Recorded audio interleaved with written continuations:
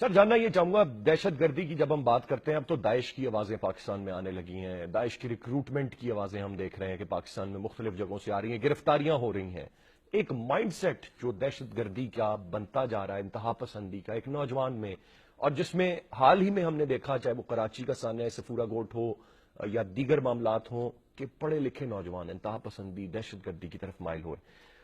ہم اس mind set کو کیسے شکست دے سکتے ہیں، اس مائنڈ سیٹ کو کیسے چینج کر سکتے ہیں جو انتہا پسندی پر مائل ہو رہا ہے؟ المیہ یہ ہے کہ جو پاکستان کے اندر لوگ کہتے ہیں دہشت گردی کا کوئی مذہب نہیں ہے، یہی کہا جاتا ہے نا.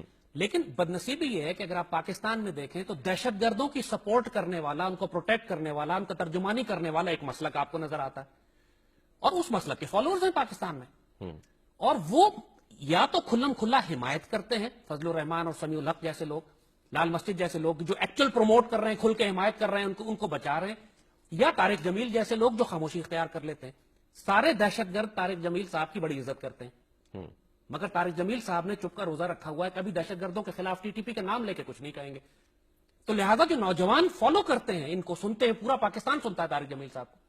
مگر طارق جمیل صاحب یہ کس قسم کے علماء حق ہیں کہ جو جب ملک پہ جہالت جنگ ہے، بچے ذبح ہو رہے ہیں تو خاموشی اختیار کر لیتے ہیں کہ ہم چپ رہیں گے. تو المیہ یہ ہے کہ اس مائنڈ سیٹ کے ساتھ آپ پاکستان سے دہشت گردی ختم نہیں کر سکتے جب تک آپ ان کو اخلاقی طور پر ان کی ریلیجس ہائی گراؤنڈ پہ، بھئی بریلوی علماء یا شیعہ علماء یا اہل حدیث علماء اگر فتویٰ دیتے رہے ٹی ٹی پی کے خلاف، ٹی ٹی پی کو فرق نہیں پڑتا. ٹی ٹی پی سنے گی دیوبندی علماء کی، دیوبندی علماء یا ان کے حمایتی ہیں یا خاموش ہیں.